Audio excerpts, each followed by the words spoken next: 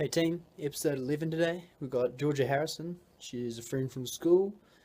I'm going to be going to her house, which will be good. Yep. Happy birthday, Brando.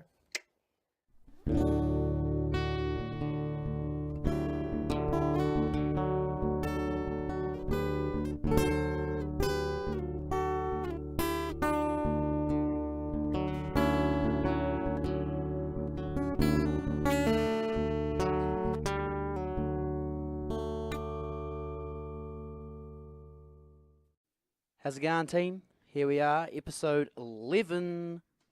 Yeah. Whoop whoop. I'm here today with my good friend Georgia Harrison. Pleasure to have you on. Thank you. We're not drinking today because we have things to do this afternoon. We should be though. It's Brandon's birthday. We should be. It's Brandon's birthday. Should we crack one? I think there's some in the fridge. Do you Yeah. want to? Yeah. Anyway, I met Georgia. I didn't used to like Georgia in primary school.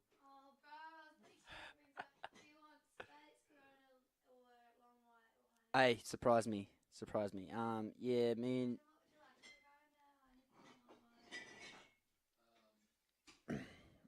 and then, yeah, we just eventually became friends about the late high school.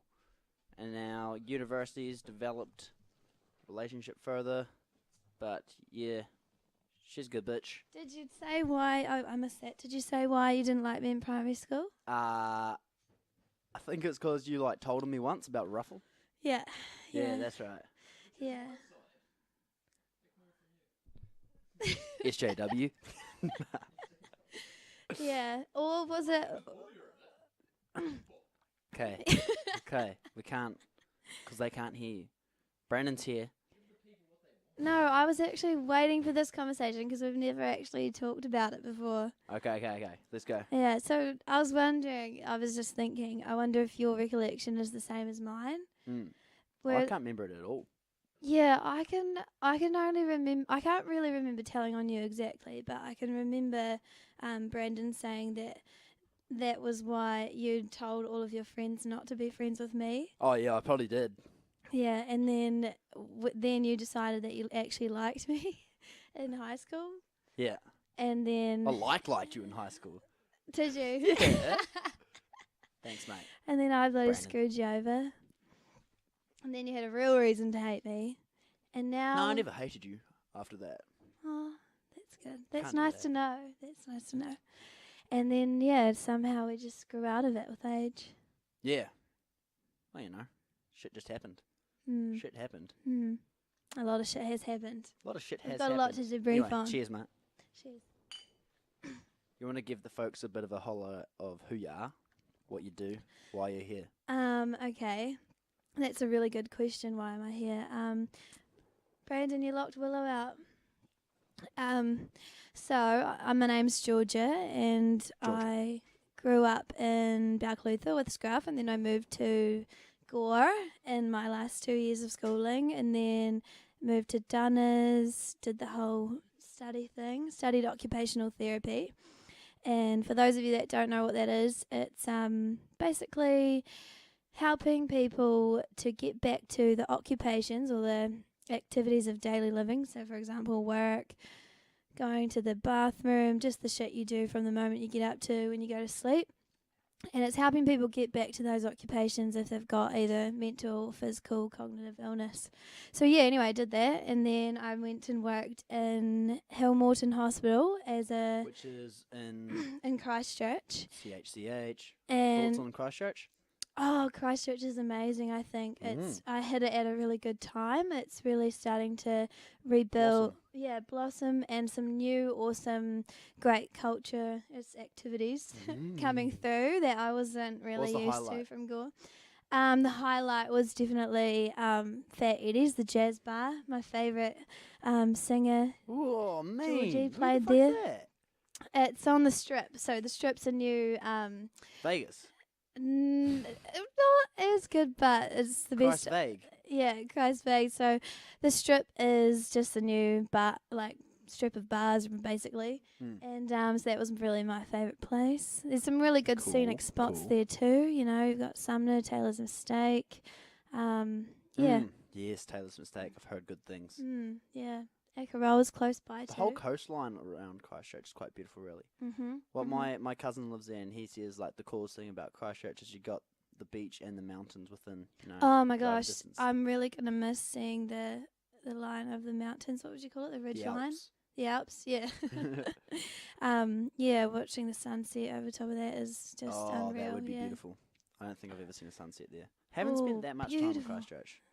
Yeah, I Shout recommend out it. to Scotty Matheson. Yeah, Scotty. Saw him in Colombo Mall once.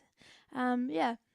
So loved Christchurch, Anyway, but I was Christchurch, did Christchurch. I was working at the psych hospital up there, which was a real. I was in one of the acute wards, and then one of the acute mental health wards. So that was a real learning curve. Yeah. But now I'm back, and I'm back in Dunners, and I'm starting out mindfulness coaching at a wee life coaching practice on the Esplanade. So it's called Awaken. Look it up. Awaken. They're on Facebook, Instagram. Bit of marketing here. Go check it out. Yeah. So what are you offering there? What have people got to look forward to with this new practice? Well, it's not actually new. It's been around for a few years. Okay. I think Awaken is really special because it takes you're working on changing your belief systems in order to really thrive in your life, basically.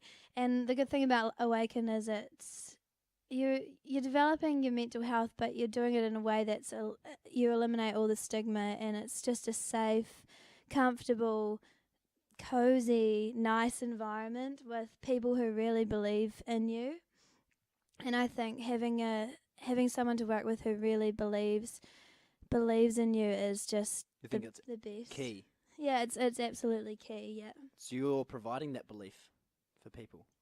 I guess I am Would you now. consider yeah. that's your main duty as part of this organisation? Yeah. How many people are working there? Vicky and I. Oh, yeah, So yeah. I'm Vicky's first employee, and she's been life coaching at Awaken for the past 5 years. Oh, man. Yeah. And how many clients you got? I haven't got any clients yet at the start. I've just started last week and been doing Kids Calm, which is a little after school program where we teach kids about self-regulation strategies and anger management and through meditation and mindfulness. Okay. So what are some of these strategies that you're Well, I guess using? mainly meditation. Okay. And just Let's just go through meditation a little bit. okay. What do you think's the most influential thing that meditation has done for you? Oh. For me, I would say it's helped me to change the relationship that I have with my own thoughts. So what I mean by that is when you're sitting down, the actual formal meditation practice, and what I'm referring to, during this, a kind of, you can sit down and your thoughts, they have to pass through because you're not moving, you're not doing anything, you're not reacting to your thoughts or going along with them. And even if you do go along in a train of thought, with the meditation principles, you come back to the mantra, or you come back to your breath or whatever it is. So it changes the relationship that you have with your thoughts because you're not attaching to them. And that's basically the biggest thing that it's done for me is I've learned how to detach from my thoughts and see them as just kind of little birds flying through the sky of my mind, really. Nice, that's a good way to put it. So what are you actually doing when you meditate? What's the practice involved physically? Oh, physically as in the posture? Or? Yeah, like are you full on? Yeah, I like the sitting posture. I think that with the sitting posture, you really are awake. With the lying down postures, they're still awesome, and they still really work. But I prefer the sitting posture because when you're sitting up with your back straight and your head raised, it holds a certain wakefulness and dignity that you have, and you're just there, you're present when you're sitting straight in your sitting posture. So that's really the physical side of it. Just sitting up straight can do wonders for you mentally as well. Yeah. I'm pretty sure it just like boosts your I don't know what it is, maybe serotonin levels just by standing up straight. I would and showing believe that confidence. definitely, because when you're sitting with that in that posture and you're empowering yourself, and you're respecting yourself, really. It's if you're sitting straight, if you're not slumped, it's just it creates a different vibe entirely. So I would definitely believe that. Cool. So I kind of used meditation only once in my life for about 2 months. Mhm. And I used it to counteract negative thoughts pretty much. Mhm. And I only did about 5 minutes each morning and just sitting there just trying Yeah. to relax myself pretty much. But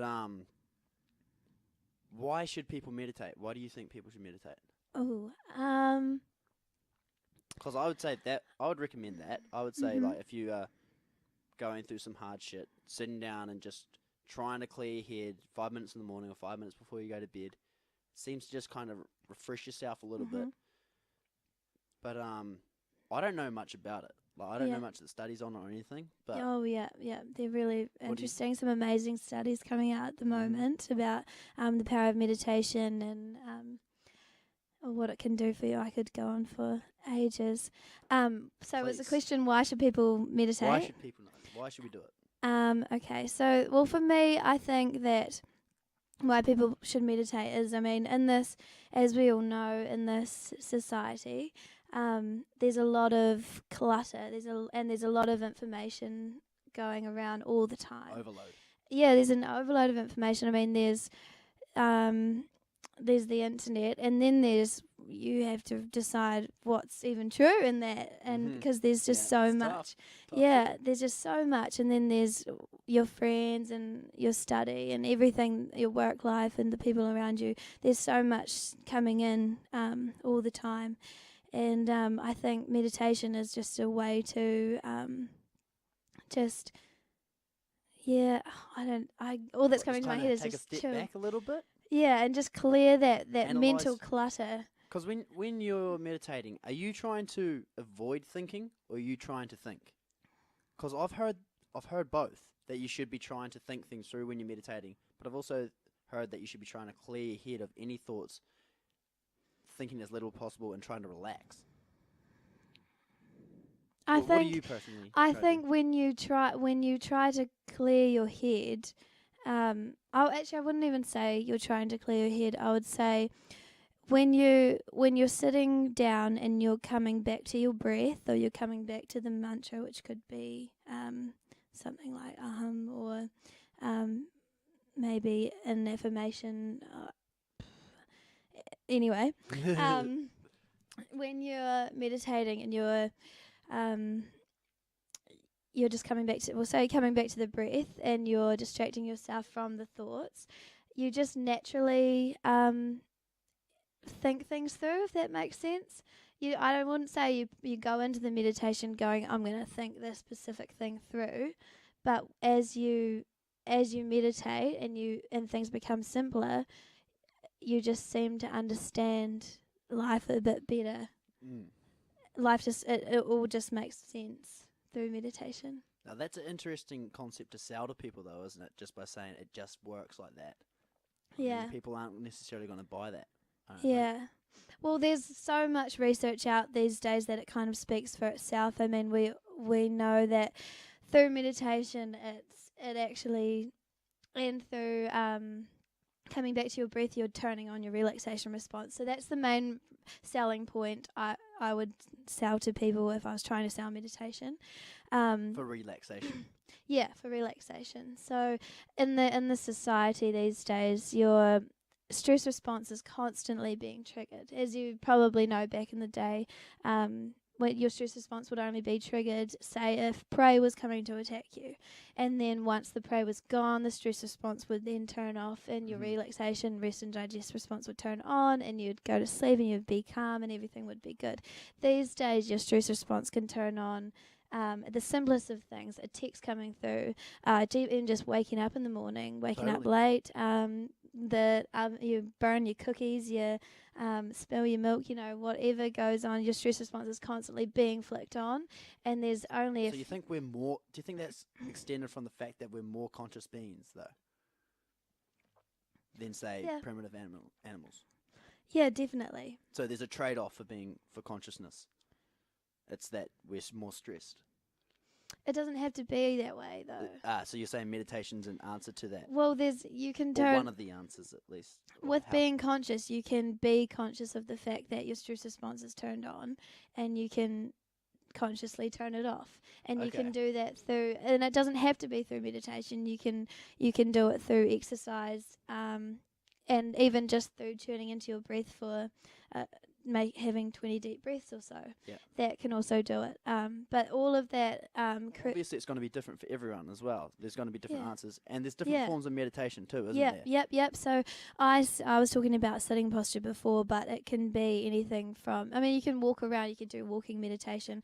I would say meditation is a form of prayer, and if I was talking about prayer, I would be referring to anything that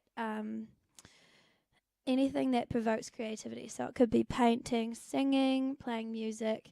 All of that stuff is a form of meditation or a form of prayer to me. Okay, yeah, I can dig that.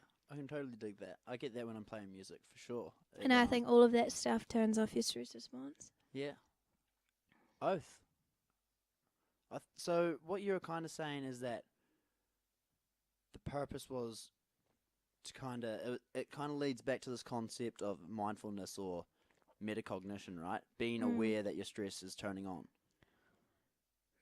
What do you mean by that? Being aware of your stress? So you're talking about your stress systems turning on to, like, say, the little things like your text, but being mindful that you are being stressed over that. Is that part of the process of getting over that? Yes, yep. So mindfulness is similar to meditation, and they do overlap. But mindfulness, I feel like they overlap a lot. They overlap a lot, yeah. But when I think of mindfulness, I just think of the principles and sort of what my now philosophy of life, which is so the main principles of mindfulness would be non-judgment and acceptance and kindness. So if you're applying that so you end up, when you practice mindfulness, if you do a formal practice of, say, like 5 minutes a day or 3 minutes a day, or even you just research and read about it, you'll eventually start, the principles of mindfulness will eventually start to infiltrate into every part of your life, really, and you'll start to be mindful in situations like that. When you get a text that triggers your stress response, you can, or say, for example, you muck up at something, and you can be mindful, and so you'd use those principles. So you'd think, okay, I'm going to be non-judgmental of myself in this situation because what's happened has happened. I'm going to accept that this has happened, and then I'm going to act with kindness instead of act from that low vibration, which is anger or stress. So the danger in that sounds like you might be bottling down those emotions a bit, though. No, so that's so that I can see how you would think that, but that's not the point. So with this is making me think of spirituality now. So when I'm just going to go with that. Go. So when I think of spirituality, which is something that has kind of come into my life probably within the past year, the way what coincides with spirituality for me is responsibility, taking responsibility for everything that happens to you and everything that you create in this world. So, and when something happens, say, okay, what's an example of a mistake or a fuck up? How detrimental? Like crashing a car? Yeah, we can go. Forgetting your laptop for the podcast?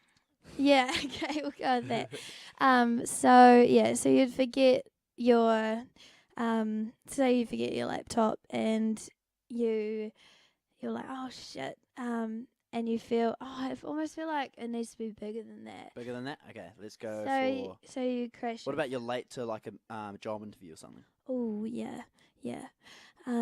So you do that and you feel a feeling of worthlessness and Regret? down on yourself because you're like, oh, Self-pity. you're always late. So you're still feeling those feelings of sadness or anger at yourself because you're like, oh, and you can go into it. You can dive into it and think, okay, I always do that. I always make mistakes, or down in there, and that could be a way of dealing with it. Or you can be mindful about it and say, okay, I've done this. I'm going to be kind to myself, and then I'm going to accept that this is done. I'm going to be non-judgmental about the situation, and then I'm going to choose to be happy. And that's not actually shutting it out, because I feel like, okay, now I feel like I'm going on all of these different You're fine. tangents. Yeah, it's okay. But basically, spirituality is responsible choice. So even whatever happens to you, you have the power to make the choice to create what happens next. Yeah, yeah. Okay. And if you're And how you react. yeah. So if you are angry because whatever's triggered you to be angry, whatever's triggered you to be angry, if you are angry, you're just creating consequences that are going to bring about more anger. It's just the law of attraction, really. And then if you're conscious and aware, like, okay, I'm feeling these feelings of anger, I'm going to rise above. I'm going to notice them. I'm going to see them for what they are. I'm going to learn from them, but I'm going to choose to act above that. I'm going to choose to act above that feeling of anger. I think a key distinction from that is still learning from that mistake though. Yeah. I think just being, how you're saying, be kind to yourself when you make a mistake and stuff. Yeah, that's fine. But like, don't forget that you still made a mistake and you can still learn from that mistake. Yeah. And try and improve for the next time it happens. Yeah, but if you're being mindful, and especially if you're meditating, you're still seeing things for what they are. You can't just shut out feelings like that. And I think that's what And some feelings are stronger than the other, and they're going to be harder to shut out. yeah, because I mean, with me going through this change and starting to meditate and use mindfulness a lot more, it does not mean that I do not feel feelings of anger. It does not mean that I do not feel sadness. You're not above it. Christ, no. You're not claiming that. No, not at all. It doesn't mean that I don't feel negative thoughts or and that no I one don't. ever will be completely above that. No, or it doesn't mean that I don't think shit thoughts about myself all the time. But you think it's a positive solution. It's just changing the relationship that you have with those thoughts, detaching from them, and choosing wisely, and just not like falling into them and becoming those thoughts. Not letting it drown you in sorrow. Yeah. Don't let the feelings be a tyrant. From Brandon. Yeah. I like it. Yeah, exactly. Yeah, don't let them control you. Yeah. But yeah, like you're saying, easier said than done. Yeah, We've all been in those situations where feelings are far too strong and emotions far too strong. Yeah. But yeah, I think that meditation and mindfulness are two practices that can help you get better at controlling those negative emotions. Definitely. And positive emotions as well. Definitely. Like if you're it works both ways. If you're super stoked about something and everything's going great for you, it's not always going to be like that. You've got to be ready for the next time there's a slip up. Yeah. Yeah, exactly. And it does change your relationship with mistakes as well, because you start to see them as learning opportunities rather than it takes away bad the negative things. connotation in Yeah, it. Failure absolutely. is actually one of the most important things in this world because it's where you learn the most. Yeah, exactly. And then it's weird because it happened to me. I had a little epiphany when I applied for a job that I thought I really, really wanted. I thought the job was made for me. And then I get this email that says I didn't even get a interview, and I was strangely excited and happy because I was thinking, okay, this is bad, but also this is showing that there's something else waiting for me. There's another plan that's coming through for me. So it was weird. I didn't feel. So you would didn't let usually. the disappointment absorb you. Yeah, You yeah. looked forward to Which the it next usually opportunity. would have. Yeah, Yeah. yeah. So that's good. And you think Yeah. that's mainly come from your meditation practices and your mindfulness? I think or definitely. I would say beneficial? definitely. Yeah. Mm. Good to know. Hmm. So you'd recommend it? But Out then, of 10. yeah. Oh, out of 10. Oh, 10 out of 10 10 out of easily. 10. Yeah. Yeah. I think if you haven't tried it, you've got to try it. And it doesn't have to be just lying down or sitting with your legs crossed on your hands. It can be anything from writing. Does it have to be done in solitude? Isolation by yourself? Or can you do... Is there group meditation? Yeah, group meditation is awesome. Definitely, because you can pick up on the energy of everyone else. Interesting. I don't know if I could do that. I feel like I'd get distracted. Yeah, you always get distracted though. Yeah. No matter whether you're by yourself or whether you're in a group. Yeah. I feel like it's just case-to-case individual. Some people Yeah. Yeah, get more distracted with people, and some people get more distracted by themselves. yeah, Especially with our computers and whatnot now. It's pretty Yeah. easy to get distracted. yeah. But like I said before, meditation is just one word for it, but I think that it can apply to a lot of things like singing and stuff like what you would do. So that can be your form of meditation. Yeah, okay, yeah. Thinking so it's about not, what's it's going not on. this, because when you say meditation, a lot of people will be thinking, you know, the cross the Yeah. leg thing. Yeah, you yeah. know, but no, that's not just... No. Mhm. Meditation just changes on an Yeah. individual basis. Like for me, one of my forms of meditation is writing my blog. Mm. Which I Fuck yeah, how good is writing? yes, fucking mean, eh? amazing. It's amazing. So good. Yeah. How is your blog going? How many have you released now? I've released about 8, but I have a lot stored up in drafts. Yeah, yeah. That it takes a lot for me to post because it is so real. It's Oh, my yeah. thoughts. It's like writing's like bleeding, you know. Yeah, yeah. That's such a good way to put it. Yeah. But Especially once you expose it, it's like mm, you're showing the world a little bit of yourself. Mhm. You're more vulnerable. yeah. Mhm. But no, I found it's it. really good. I found it really very helpful for me to understand concepts that are going on in my life. Yeah. And I don't think that I would have been able to do it if I didn't have meditation, plug it again. But Yeah. So you reckon? So your writing practices arose from meditation? yeah, well, it sort of gave me the confidence to understand it. Gave me the understanding that everyone is connected, and that if I have feelings and if I have thought this and I have felt this, that other people have felt it too.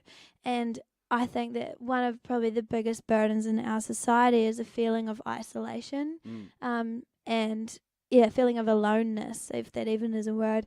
And when now that I can feel that connectedness, or whatever I feel and think, I know that other people have felt or thought it. So when I post out stuff, I know that some people will read it and think, "What the heck is she talking about?" But Yeah. some people will think, "Okay, I've felt that too." And Yeah, if yeah, one for person sure. sees it and feels that and feels a connectedness to me, then that's all I can really Yeah, ask well, for. that's interesting. I talked about a similar thing with ideas, but like I got the idea from Jordan Peterson, who got the idea through Carl Jung. It's that people don't have ideas, ideas have people. And it's Oh. like, that kind of shows a connectiveness between Yeah. people. Like, ideas will just pass through like birds in the sky Yeah. pass through, they just pass Yeah. through people's heads. Yeah. Or, what was that Yeah. one that you used, Brandon? The box. Ideas in the box. Oh, I like this idea. Oh, I can use this. Yeah. Yeah. So it's a box of ideas. I can use the ideas if I want, or I can throw it away. But they aren't you. The ideas just Yeah. represent ideas. They aren't your ideas. They're just tools, basically, that you can use to try and navigate through.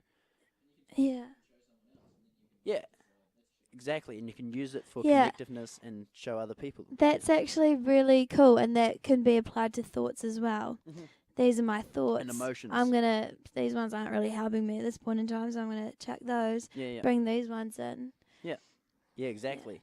And what we teach in meditation is basically how to do that, how to counteract your thoughts that are blocking you from progressing in life. So you see this connection in society between individuals through emotion, basically, and ideas and thoughts, in the sense that we all share these thoughts and ideas and emotion. You think that connects us? Is that what you're driving at? I think that's definitely part of it. Yeah.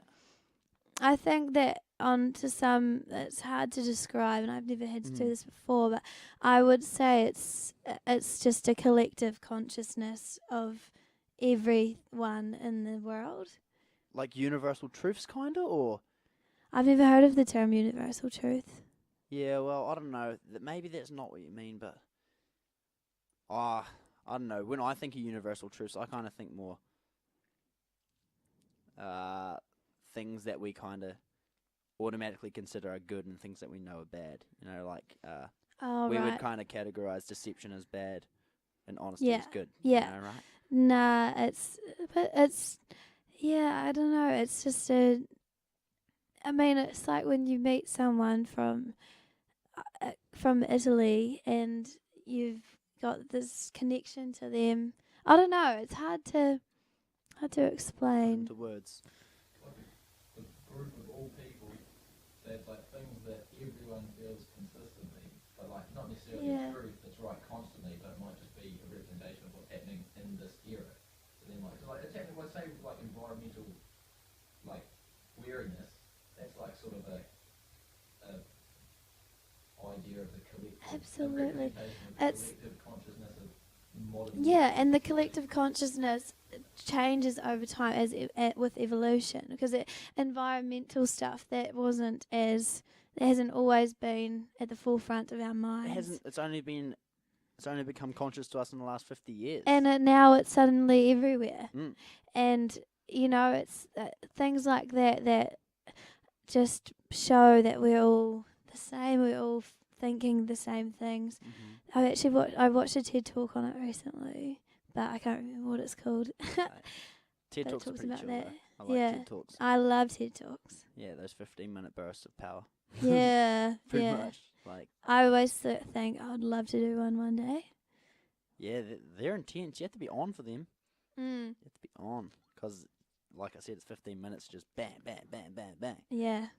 And some people are really shit at it, I reckon, as well. Really? Yeah.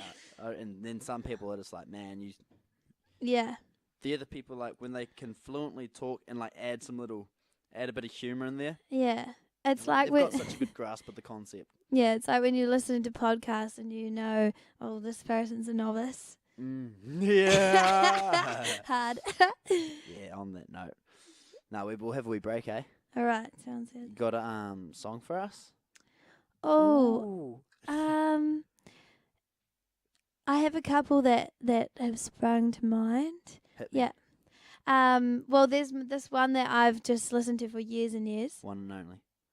Oh, I'm just gonna go with it. Jill Scott Blessed. Jill Scott Bliss. Coming up. Here we go. We'll see you soon.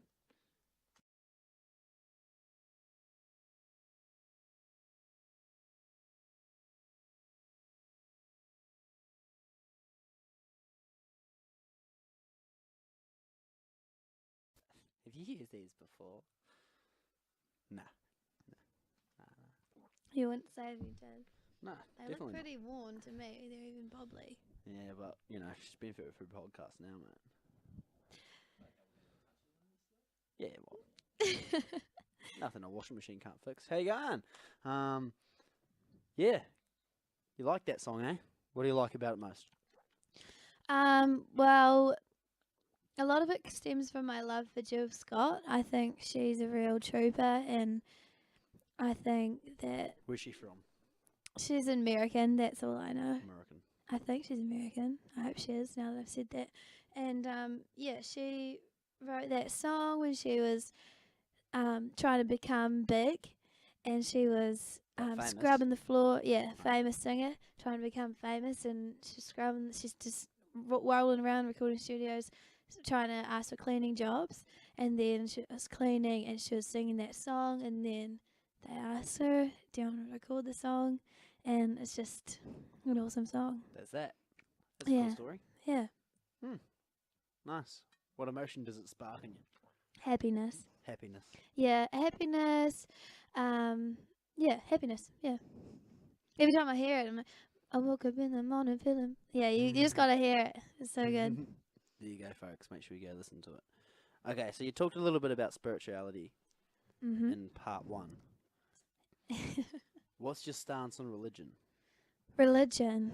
Yeah, that's interesting because if you would asked me that a year ago too, I would have thought, I would have said, hell no.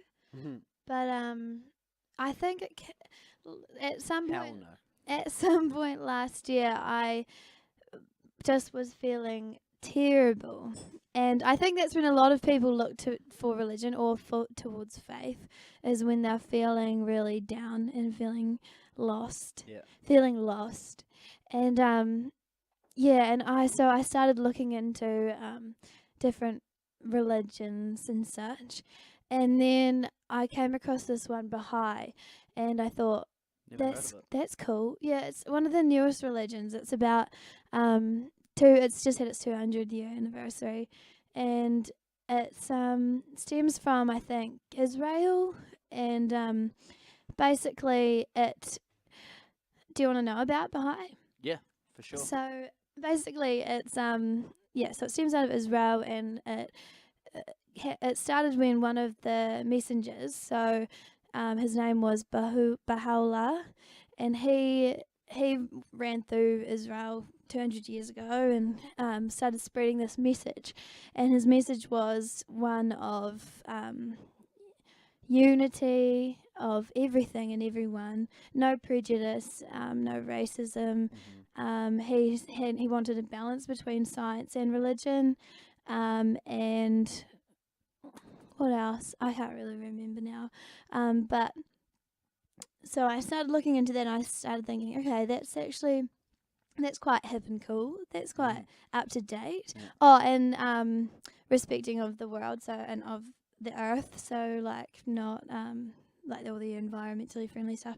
So I thought, and equality between men and women. And he said that these were the things that we needed to learn how to do in order to progress as the human race. And I thought that actually sounds quite relevant and quite cool. Oh, and another thing about Baha'i is that they believe in all religions and all of the main religions. So they think that that Jesus and Muhammad and I can't think of any more Buddha. of the main, Buddha, all the main messengers of the religions, they say that they all came at a specific time, in a period of time, to send the messages to the people that they needed, and that Baha'u'llah, he came 200 years ago to spread those messages that we needed then. And So they're all prophets that have lived before. yeah. And they came at a time where they needed them, and they sent the messages that they needed to hear at that time. From a divine place? Or Yeah. Okay. Yeah. And they devoted their life to spreading those messages, and then they die. And the messages live on, or they don't. And and obviously Jesus' messages lived on, and Baha'u'llah's lived on through Baha'is. And it is the fastest spreading religion in the world at the moment too. Okay. And I looked into that, and I related to it for a while, and I was considering going to the church and stuff. I just was researching into it a lot, and then I kind of went off it, and I thought actually, but then there was things that you couldn't drink alcohol, and I almost think there was abstinence involved as well. Oh, yeah. And so then I kind of thought, you know what? I'm going to make my own religion. So I started, so I actually did. I started writing in my journal, and I called it Geolosophy. And I don't know why, it just came through. And What was it again? Geolosophy. And I started, and I thought at that time in my life when I was feeling so down, I thought I just needed I needed something to feel like this is just to feel better. I don't know how to How do you describe think it. it made you feel better? Well, there was a lot of negativity around me, and I thought I can't do this on my own. I thought I can't do this. I need something to help. And then what happened actually, what sparked it was one day when I was at work, I was talking to one of my patients, and she was talking about how she hears voices, and sometimes her voices are really, really horrible, just plain disgusting and derogatory, and some of this stuff that they would say to her, and she was painting a picture of God, and it was her lying down on the bed and God sitting beside the bed. And she explained it to me that when she hears those voices and they come through as strong as they do, and she can't do anything else but feel like shit, she leans on the divine spirit and she says, "This is up to you. This is up to you, G. This is up to you, God. You take it from here, because I just can't do this anymore."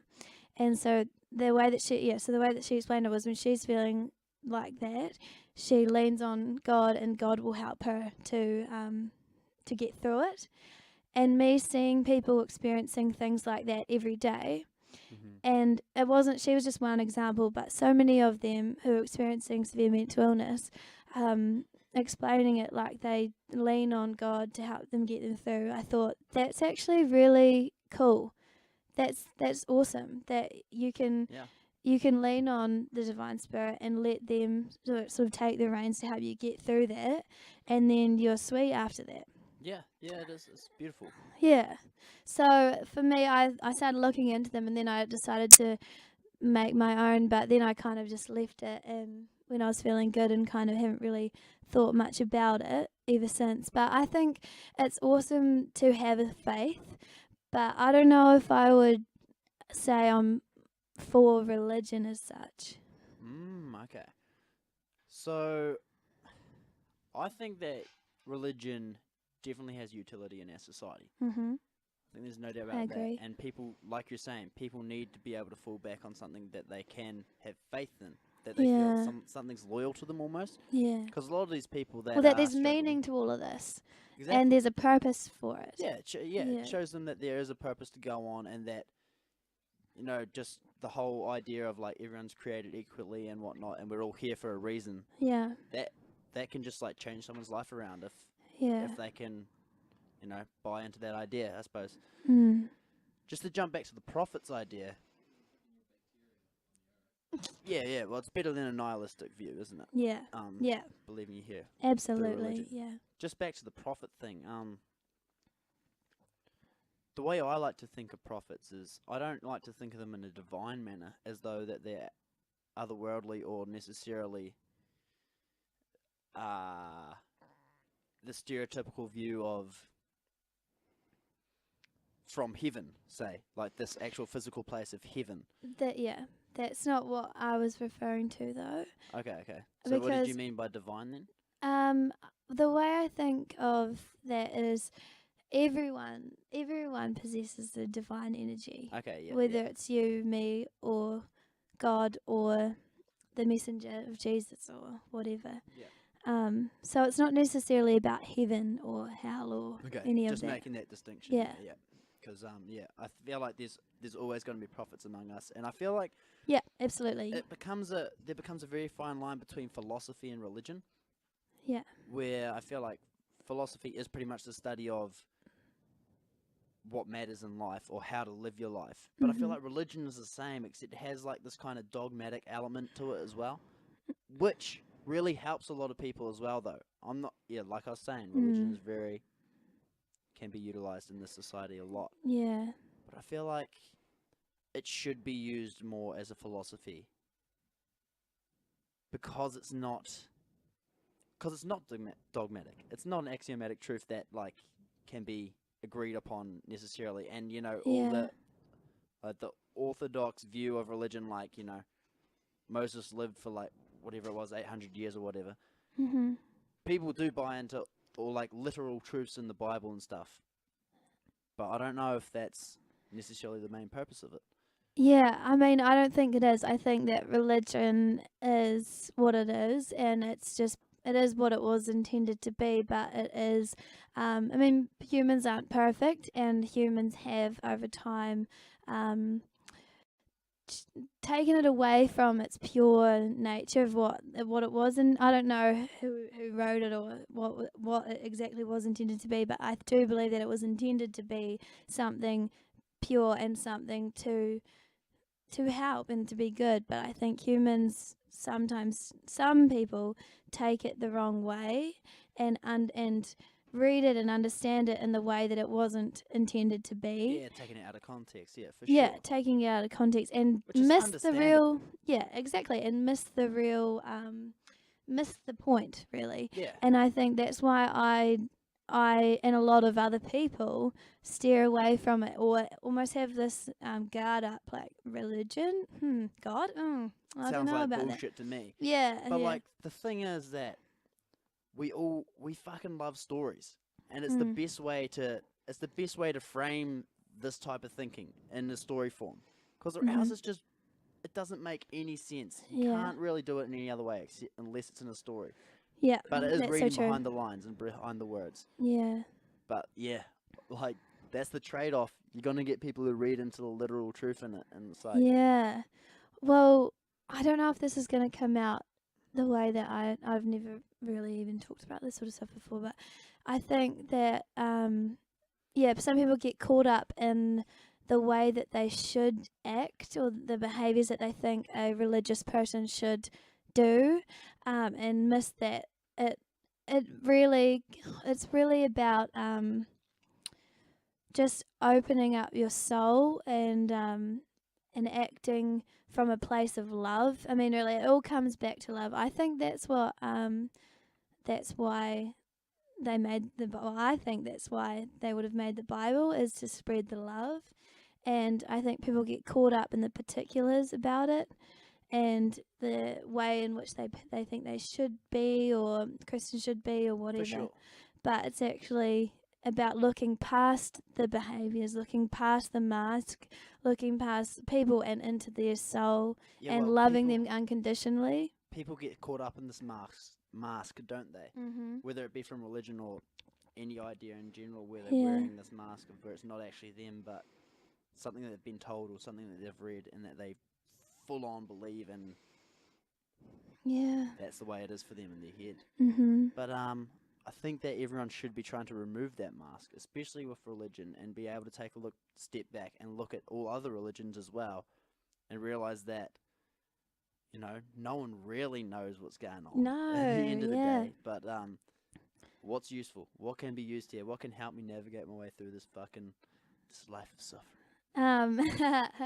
Well, when I think of taking off the mask, then it brings me into a meditative state. Like when I am Okay, yeah. when I am deep in a meditation, my soul is open, and that's when I almost feel like if there was a God and a divine energy that was bigger than myself, that's when it comes through. It's when my soul's open. So if I'm sitting down meditating sometimes, that I can spark up the best ideas and the best thoughts and the most love that I've ever experienced. Okay, so when you say soul, what do you mean?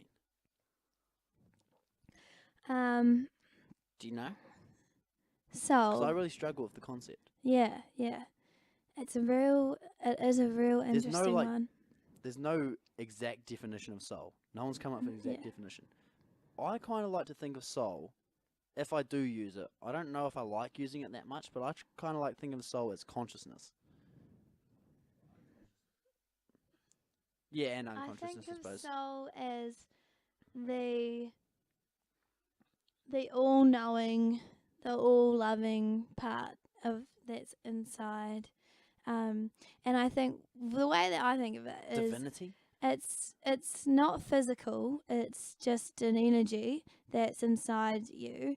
And when you come onto Earth, this is probably actually sounding kind of weird, but I think of the Earth. My body is an Earth suit, and that my soul can transcend Earth, like when I die or whatever.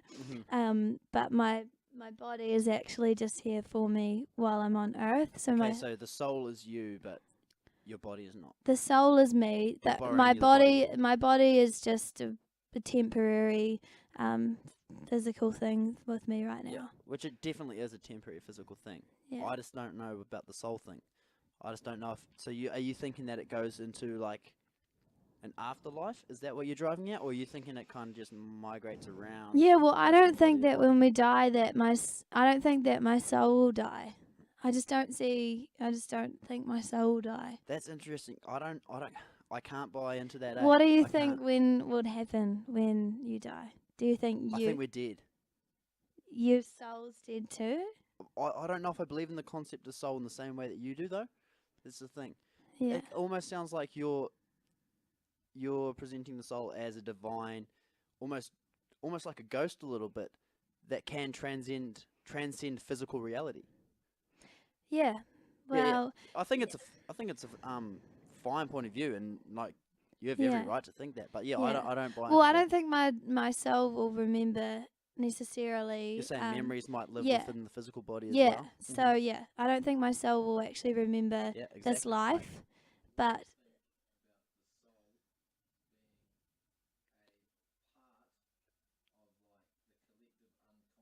What do you think about I the soul think being that part could- of the collective unconscious? I think that could be what happens.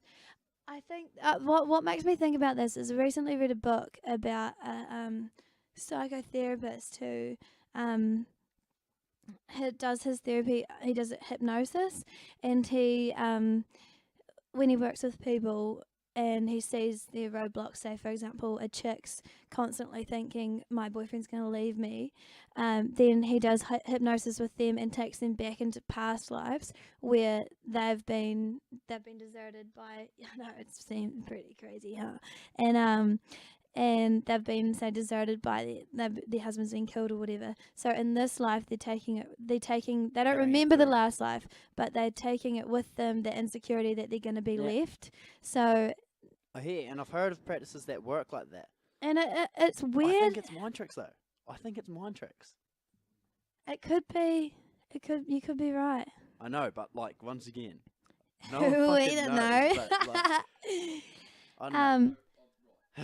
But I think I think that is true, and I also, I mean, this is at this point in time, this is my belief. Like, it's everything's fluid. It could and will change. Yeah. But the point that what makes me happy with my belief at this point in time is, if I believe in my soul, and everything, all the work that I do to bring about happiness and contentness and satisfaction in my life through working on my soul, and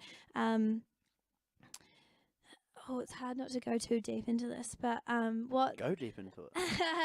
Get up in that shit. So yeah, the work that I do on my soul right now, and so say when there's parts of my soul that that are frightened, like, and are angry and stuff, and when that happens, when I work through those, then I can change them and not be so angry or not be so insecure Okay. and stuff through working on my soul. That's all good work to me. So Same. I believe that's good work yeah. as well. It's just, so I think the pathway that we're defining is different, but I feel like the outcome is going to ultimately be the same. Is that you're trying to better yourself, right? You're trying to better your soul. Yeah. Just whereas I might not be thinking about it in soul Yeah. terms, your soul terms, but Yeah. yeah, I'm trying to better myself. Yeah. Still. And like, 'Cause it's all for the greater good, really. yeah, for the greater good. Yeah. You know, if each individual works on themselves, I Yeah. reckon, then And you bring about goodness for yourself in doing so. Yeah. So it's all good. it's all good. It's all good, bruv. Bruv. Yeah, I like see my version of soul is like the Socratic one, if you know that. Do you know Socrates? Mm-mm. So he's from ancient Greece. He was like a philosopher from back then.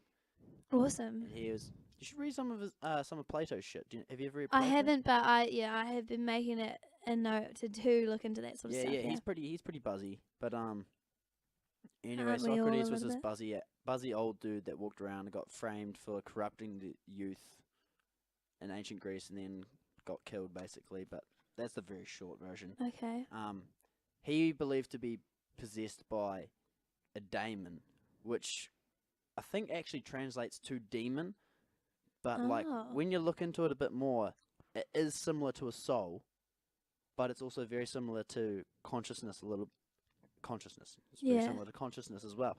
So I kind of like trying to think of my soul as consciousness, and his daemon would speak to him when he was doing like the daemon would tell him not to do something, but it wouldn't tell him to do things. It'd just say Interesting. when you shouldn't do something, which I believe is what your consciousness does. You know when you're doing something wrong. Mhm. You know that you shouldn't drink before that big test that you got tomorrow, Yeah. and your consciousness tells you that. It's like, oh, I shouldn't do this, but man, I want to do this. Yeah. Like you're aware that you shouldn't be doing it, but whether you do it or not is another thing. But I think that's what your consciousness does. In the same way, I think the soul, if you want to use the word soul, wants the best for you, Yeah. which is why it tells you not to do things that it believes is bad, or things that you believe to be bad. Yeah. Well, I don't think. Yeah. The way that I would think of it though is the soul. The soul isn't what makes you do things bad. I would say it's more like the. No, I'm saying the soul is the thing that makes you. It's the voice that's telling you to not do bad things. It doesn't make you do bad things. It's trying to tell you to not do bad things, even when you do like. It's not stopping you from doing bad things, but it's saying, "Bro, you know you shouldn't. You know that's bad. Yeah. You know that's bad." Yeah. Or it makes you feel things inside that you It's that know. awkward, like kind of like I don't know, like I know I'm gonna regret this. Yeah. Even though you've rationalized it. Yeah. It's like you can trick yourself to not believe your daemon. You know, like you still have power Absolutely. over it, but like it's still gonna be there, like putting up a fight to be like, you shouldn't do this, but then you are ultimately like, bro, I'm doing this shit. And then afterwards, doing is this it shit. like, I told you so? Yeah, it's like a I told you so thing. You shouldn't have Yeah. done that, cunt. Yeah. So yeah, that's kind of how I Similar, think of definitely. soul, but like Yeah. I don't. Yeah, I hear where you're coming from as What well. do you think happens when it all comes? Like, say you hit the hay tomorrow for good. What I do you die, think you mean? happens? Yeah. Park up for the night. Yeah. What do I think happens? I think we die. I just think we die. I think that's it, eh? I think we're all individuals, and we're just all. Maybe my most optimistic view is a massive DMT trip that lasts for Oh. ages. Shit, that'd be nice. Yeah. Yeah, you're just tripping out. Yeah. Have 'Cause you I- looked into people stories about who have come close to death? And then they've had white lights, or they've had voices come through saying, "This is not your time, G. Come No, back." I haven't looked too much into it, but I do. It's like, really interesting. You should. I think that could be part of like releasing a little bit of DMT and them tripping out. And like I think your brain kind of makes the DMT trips to cater for yourself, so it's going to be a different trip for everyone. And it always is. There's no two stories that are the same. There's definitely similarities though in DMT There's trips. definitely similarities amongst them all, but like there's always, either a light or a voice saying something. Yeah. But it's always different. They always describe it differently. Buzzy. Do you reckon you'd do DMT? I've looked into it and to some of the places that do it. It sounds pretty epic, but I don't if I'd know. have the balls, eh? It sounds fucking crazy. It sounds fucked up, but also really cool. I don't know. I think I probably could. I think I probably would. Oh, man, I don't know, eh? I don't know. Yeah, I'd have It's to. hard to say without the opportunity not arising. Yes, yeah.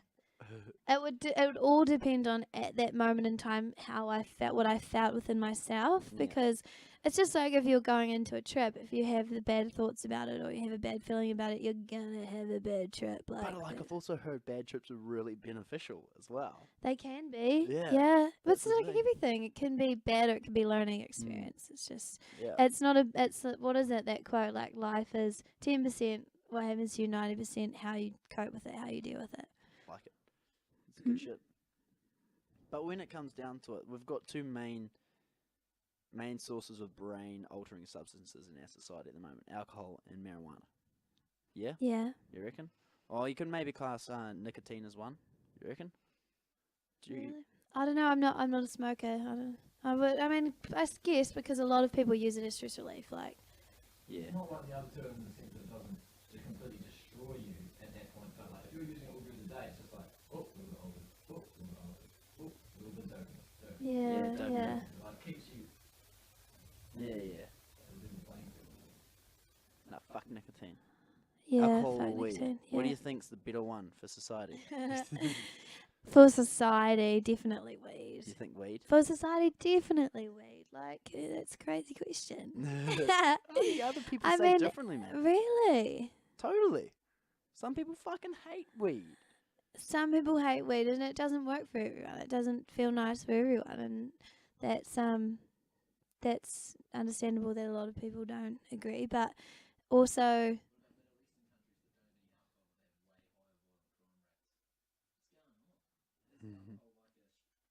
oh, Brandon, can you need a sub in for 2 6 because I need to pee. Yeah, no, he's gonna sub. You can Sub in, say your You thoughts. sub in, and then you I'll be can, back in 26. and then you sub in for me. Oh, okay. We're doing some subs, rolling the subs.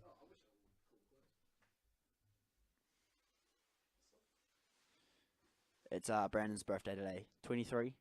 Congratulations, cheers, mate. 23. Shit, should we be pissing up tonight? What shit's gonna go down? People still can't hear. Oh yeah. G'day. Got Back at it again. Pissing up on a Monday. Or Tuesday. What was that? Well, Alcohol in Middle Eastern I countries. believe that weed is more beneficial for society in terms of everyone's using it. But then there's like, I don't know, there's like the other argument of like with some Middle Eastern countries where they don't have alcohol, but then like a lot of other fucked up shit's going on. Like their crime rates are like higher and there's more violence and murders and shit like that. Like, is there a correlation? Seems like a pretty abstract one to make, but There's got to be a lot of variables in this, though. got to be a lot of variables. I don't but, like, know them. does alcohol act as like a stress release? Like, you know, because there's a hell of a lot of people who get real pissed off and they're just like, well, I know a lot of boys, I know, I've done it personally before, who like, if you're getting stressed out during the week, be like, oh, I'm just going to get fucking wasted on Saturday, it's going to be mean. You know, you get pissed off, oh, it's Friday, fucking But woo! don't you think weed's a better stress reliever? Oh, I don't know, I don't find, yeah, it's good stress relief, but I don't find if I can get blazed, It's not a blowout. it's not a blowout. It's not like a boom. Do you think Like, it's more of a short-term solution than a long-term solution? I think like Like, weed as in, can- like, weed will help you in that moment, but then the next day you're back to square one. Whereas alcohol could be like a build-up. But do you not just think that's like a craving for that dopamine, that alcohol? Well, I think weed, because it doesn't give you a blowout, you're more inclined to use it every day. Mm. Like people who smoke pot will smoke pot every day, Yeah. every single day. A lot of people drink piss, but they only binge drink on the weekends because they're like, and then during the week they're just like, I'm all good. It's all right. I'm just gonna get cooked as fuck Yeah. on thingy. You know? Get in? Oh, we're bloody changing it up. But really, it all just comes back to that notion of addiction and finding a connection to a good feeling through an addiction to something, whether it's weed or alcohol or nicotine, whatever it is. It's just finding a connection to, or actually, it's finding a distraction from something you're not satisfied with Yeah. through connecting to a substance. Yes. 100%. So it's all, no matter what it is. It's a get out of jail free card for life. Like, Yeah. oh well, if I got enough pot, it's like nah. But Absolutely. I mean, there was times last year when I was stressed out at work, and I would get to and I would be coming to Friday, and I would be saying, I want to get so drunk that I can't even think. yeah. I don't even want to have to think right now. I don't want to have to know anything. 100%. I just want to be so blackout drunk. That's why people enjoy it. It's like if you're sitting there worrying about something and your brain's going full tit, 100 miles per hour, you're just like, I'm just gonna get pissed. I'm not gonna care. Yeah. I'm still gonna think about it. I want to get I'm gonna think carelessly about it, but I'm drunk. gonna be like, nah. Yeah. Don't worry about it. And like, even if everyone else is telling you not to worry about it, your brain's still telling you to worry about it. But if you get cooked, your brain's like, it's all But you're easy. right about weed though, because I mean, it's so easily done. You take one hit on that doob, and then you're like, Yeah. relax. Yeah, I you can feel do it. nice. This feels good. And you don't make a scene. So like, you can do it without anyone knowing. If you had clear eyes, you could get blazed all the time. Yeah. You could though. But then You I live mean, your whole life high, really. yeah. And I feel like you only know. Oh, no. So that's all it really is just unhealthy coping strategies. It is. Is it unhealthy though? Do you think these are unhealthy? Well, I guess everything in moderation. Yeah. Everything in moderation. So this is just another example of that. What about alcohol being like a bonding agent for society and social groups? That's got to be beneficial. Sometimes if I get on the piss, I wake up the next day and I'm hungover, but I still feel good because I'm like, oh, I made that friend last night, or we did this. Oh, that was quite good. And I think girls do it less than boys, but I think a lot of boy social groups, you don't really hang out that much unless you get pissed. The only time a lot of boy groups hang out is when they're having some beers. Yeah. And then they have beers, and then they because they're a bit more uptight with their emotions, and then they have a few beers, and they're like, oh, hey, I bloody love you. Yeah. How's it going? And then the next day, everyone's like, hey. It all comes back to the individual cases and your relationship with the substance. But that because it could swing either way, really. It could get destructive. Could ruin relationships from alcohol. Yeah. Definitely can. But like that's the one, that's the mainstream idea that alcohol destroys relationships. I'm trying to show, because I believe there are two sides. Yeah. I'm trying to show the positive light of like sometimes alcohol actually makes relationships as well. Yeah. Which isn't necessarily sustainable long term, but I think it's good, if you're not real close with someone, when you're both a bit closed off with like expressing your emotions, and you get pissed, you're like, oh, I really like you. They're like, you know what? I really like you, and you're both sort of like, oh, I wasn't sure. What about is this a thing, preloading culture? When you have to preload, you feel as though you need to preload to a certain point for you to be okay in the situation that you're going into. Yeah, I reckon that's way more of a culture now. I reckon that's bad. I think that it is starting more recently in our times. Definitely. Yeah, it's dumb, eh? Back in the day, it would just like get together, and then the drinking is what we're doing together. Now it's like you get drunk, and then we're going to a party. And Being then, drunk is what we're doing together. Yeah. But it's like, what are we actually doing? Well, we're all fucking drunk. We're going to find some dumb shit to do. If you just sort of get there and then you're drinking, and then imagine it'd be much different having like a meeting people. But like, if you're just pre-drinking with a good group of friends, and you're going to be bonding with them further and further each time you drink. Oh, 100%. But I reckon like back in the day, you wouldn't have had that. Like, you wouldn't have just got drunk with that group of friends. You might have gone actually to the party and then just started drinking at the party. So how many more relationships are you going to make? But like, you reckon you get deeper ones from pre-drinking with it? Yeah, I reckon you do too. But it's more closed off. Yeah. I think it's boring. It's definitely boring. Yeah. I'd much rather drink with tons of people.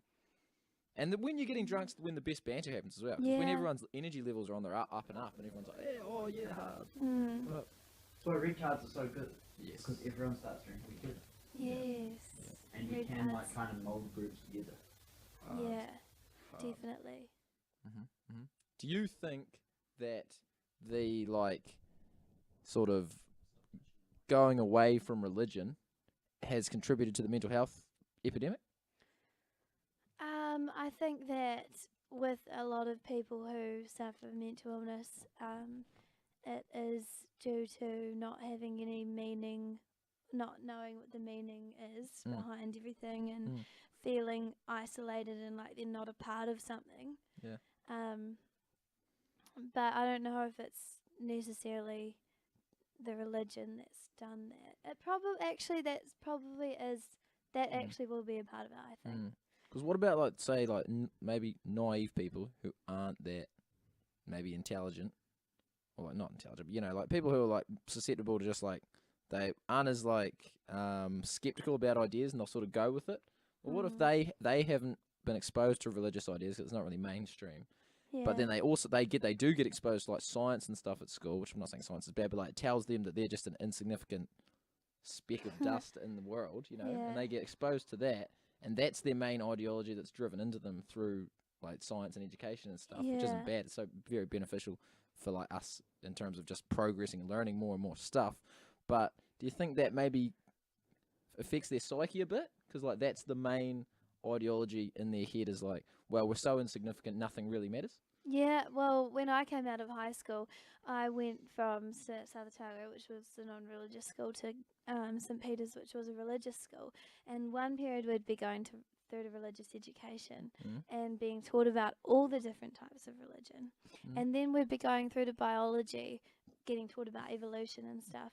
And all that came out of that for me was, this is a load of shit. I said, if all I got from it was, if there's people having all of these different beliefs about the God, then none of the gods must be true, and that must mean that I'm an atheist and evolution is right. Blah, blah, blah. So, do you think that stems from like the instructors or the teachers doing a poor job of illustrating that religion is a philosophy on how to live life, as opposed to actually a scientific description of how the world operates and all of its organisms are formed and whatnot? Do you think that though religion has fallen away, that spirituality is coming through the floorboards more?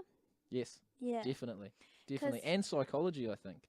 Like even the scientific method of psychology, I think that's getting adapted into like a new form of religion. People don't feel good about themselves, so they go to a psychologist to tell them what the problem. They used to go to a priest, you know. They used to go to like confess and stuff. Confession. It's another way, you know. I feel like the psychologist people use a lot of the same methods, you know, opening up and talking about your things. Well, the church would have used to have done that when they'd come and confess their sins, and then they'd say, yeah, that's all right. Maybe it wouldn't have been as in depth as the psychology people, and like go back to why and why and why. But I feel like it would still have some sort of a beneficial effect in the same sort of way, you know. Yeah. So that's what I have a lot of hope and faith in, is that spirituality is coming through more. Even though religion is gone, because I think if religion had gone and spirituality wasn't there, then that would be quite a worry for our culture. Well, I don't think it could happen. I think there's just such a the human beings have such a desire for an ideology and like a belief system like that it's a necessity. They need it. In the consciousness that we are in at the moment, we need that why. We need not necessarily why, but we need that meaning behind what we're doing. We're not just here for no reason. Well, I don't even think necessarily now. Forever. Humans, forever. Oh, yeah. You know? Like old, really, really old tribes and stuff, they used to think that the earth was, you know, if they did something wrong, the earth would punish them with weather and stuff. It's like they obviously needed some sort of incentive to not do these bad things. And they didn't have a god that was telling them off, but they did in the form of the earth. If they did something, you know, I don't know if what they used to get told off for or whatever, but, you know, they kill someone and then no one else knows about it, and then a storm comes and they're like, oh, shit. So then next time, I better not kill him, even if I want to, really badly, because this is going to be a storm and all of our crops are going to die, or something's going to happen, you know. The earth is going to, like, fluctuate back to its equilibrium and destroy this bad decision that I've done. I can't try and, like, balls that up. You know, try and sneak away and do something sneaky, they're going to get you. Yes. But then when everyone thinks that, like, even a scientific method, then I suppose if there's in somewhere where no one else is there or understands, or like they feel as though no one else can see, they can be like, no one else knows. But if they've got the spirituality or the religious or the belief that the earth and karma exists, then they're still going to be like, no, I'm not going to be able to get away with this. Yeah. So they think there's this innate knowing that there is something. Yeah. There is something out there. I'd argue that they don't get away with it, even if they technically do get away with it. By them not getting away with it when they're like, oh, I shouldn't have done that, or now storms come, they're still going to contribute it back to the fact that they did something wrong. Exactly. So that's exactly what I'm saying. That is also your conscience. Yeah. Well, yeah. What is your conscience? Conscience. I don't know. Like that's the difficulty I have with what you were saying before is you were like talking about consciousness, and I don't know if consciousness and conscious are the same thing. Are they? I don't know the definitions of the words, but when I hear conscious, I think like something that, as you said, is worrying and worrying and skeptical about things that you should do. But when I think of consciousness, I think about like also awareness, but more awareness that can like look around and just manipulate, not necessarily manipulate, but like analyze things and basically just use reasoning and logic to figure out any multiple paths in life. Like I don't know. I thought when I heard the conscious, you're conscious. Yeah, I know. Are they the exact same thing? Because when I just think conscious, I think like I don't know if it's just the context that I've heard it used in. I always just think like do something bad and then it tells you off. But when I think consciousness, I think like the ability to be aware of things and use them in whichever way you want. But I've never heard conscious used in that way. You know, I've always just heard your conscious is something that will come back and go, you balls that up. But like consciousness, it seems like, a conscience. Is that the same word?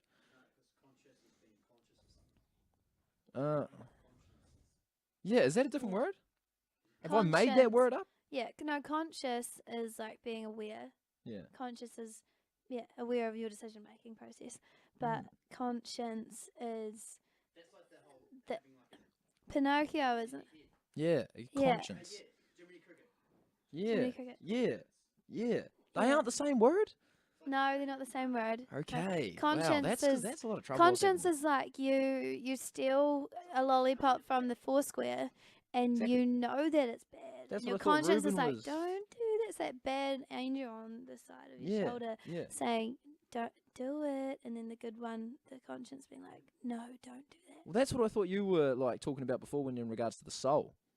Little thing on your chip Oh, cricket. so you were getting confused. Because I was getting and I was thinking consciousness. Because you were saying consciousness. Yeah, I was. And I was thinking, like, you know, having consciousness allows you to do anything, but having like this conscience, which I don't even know. I think we might be ballsing this up. I have no idea.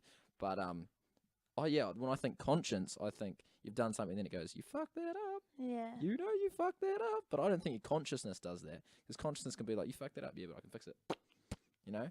Like consciousness is like... I'd say it's the same, bro. I don't see how that's any different. If you say you fucked it up, you go, yeah. Well, I would say consciousness is all that's in here. It's everything. But like the conscience is just something that says that's bad. But I would separate it from the rest of your decision-making process. Like consciousness, I would say, is what... I think has come consciousness about. is a collective thing. Collective thing that incorporates all of your rational thinking. Everything that doesn't just make you go, I'll eat that. Oh, I'm tired now, I'll sleep. You know? Things that make you do logical or anything that allows you to think long term. I wouldn't use it like that. I'd use it with including the conscience. Yeah. Yeah, well, that would include the including, conscience. Yeah. But I wouldn't include... I don't even know if the words are different. I don't know. Yeah, I don't know if the words are the same or not. Yeah. Well, no, but that's what I was meaning before about when you were saying the soul is like this thing, and I thought, I don't know, because I feel like the soul would be more like unconscious. Like the soul would be more, I don't know, like a amalgamation of your primal feelings and like things that you can't control, but they just sort of happen irregardless of what you tell them logically. And like they react to things you do, but not necessarily in the way that consciousness does. Because I thought consciousness would be your ability to like stop them. Yeah. Yeah, I think Soul would be like a primal thing. It is a primal thing. Of the way in my belief system, I would say that soul is a primal thing. You're born with the soul, and your soul has a plan and knows what it's up to. And like when you, well, it knows what. No, not necessarily. I wouldn't say it has a plan. I'd say it knows what it wants, though. Like it knows what it wants. Yeah. I would say it's like emotion, and but like a deep emotion that isn't necessarily just hunger and fear and stuff. It's also like belonging, like sense of security, like jealousy, things like that. Like it's like these emotional things that can craze, like and it can get like really hurt, like it can get really pissed off, but not in a rational way. Like, 'cause your consciousness, you get pissed off, if you can like, if you're hyper conscious or whatever the hell people say when they like think they're real spiritual and stuff, then apparently you can like come above it. You can be like, no, we won't worry about that one. Yeah, we won't worry about that one, because I would incorporate that with consciousness. But the soul, I would think it's just like, if your soul's pissed off, there's nothing you can do about it. So it doesn't sound very rational to me. Yeah, I wouldn't think of like that. I would think of if your soul had a problem, say with jealousy, then you can bring that through to the floor of your mind through meditation, for example. Yeah. Opening up your soul, bring that frightened part, that jealousy, into the front of your mind, and then work through it and heal it, and then you can become that unjealous person that you want to be. Yeah, I would agree that you can do that too. But and what I was saying would be like, if I was just talking about the soul, so I've removed it from consciousness, and it's a completely different thing. I agree that you can do that, because I think we have consciousness and the soul or unconsciousness or whatever you're going to call it, and that they definitely You there's can merge them. there's you can use Yeah. it differently. Yeah, let's get off the soul topic. It's just going around in circles. Are we going to do the 10 questions? All right. Nah. No. Oh, Thanks for that, Brando. Happy birthday, mate. Yeah. Any last words you want to say? I've said a lot of words already. I'm Said a lot of fine. words. We have said a lot of words. Yeah. That got a bit jumbled there at the end, but I hope you can make some clarity out of that. Soul is a hard Me word to define, too. I think. That is, yeah. Okay, we've got the higher virtue test. Now, I don't have my laptop. I forgot it. So I've tried to remember them. I think I forgot 2 of them. Too bad. Here we go. Okay, so it's just like an option A or option B. You only get to pick one or the other. Okay, No yeah. spectrum.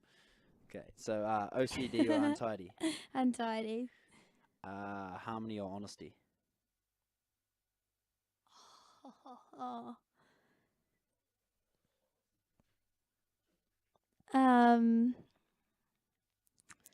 Harmony.